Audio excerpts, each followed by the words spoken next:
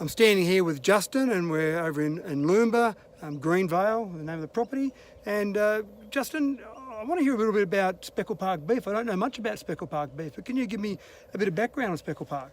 They're a relatively new breed to Australia. They've only been out here about 10 years. They originate from Canada. They're a British breed.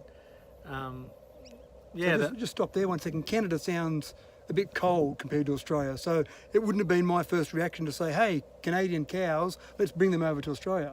So how does that go? Yeah, I mean, they're a very hardy animal, bred in the plains of Saskatchewan is where they originated from, extremely cold part of the world, but they've seemed to be able to adapt to our conditions here and right up into central Queensland where it's quite hot and dry. So wow. They're quite amazing animal. They're very efficient, good converters. Well, their main traits is their high yield and high marbling is what's brought them to popularity out here and back home in Canada, and certainly in New Zealand they're really growing as well. Yeah. So are you specialised, or you are exclusive with Speckle Park beef? Yeah, we've started up a seed stock operation here at Greenvale with my wife and two little boys.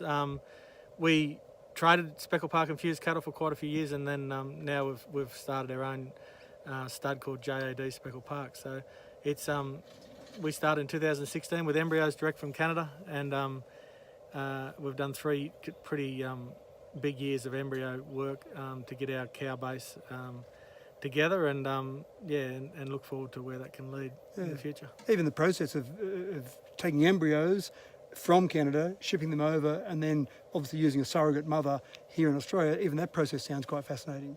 Yeah, it was a learning curve and still is. We, I mean, the average, I guess, conception is around about mid-60s, and it's pretty nerve-wracking the day you put them into pre-testing until you.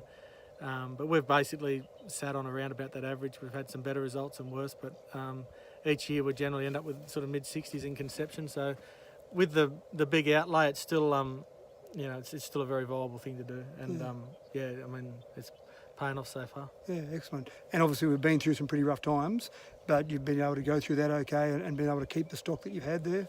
Yeah, we've fed for a big portion of last year in containment so we could look after our pastures. It wasn't easy, it cost a lot of money, but being seed stock, I think, the long-term view for us is that it will pay back. I mean, last year was a year we were pretty glad to see the end of.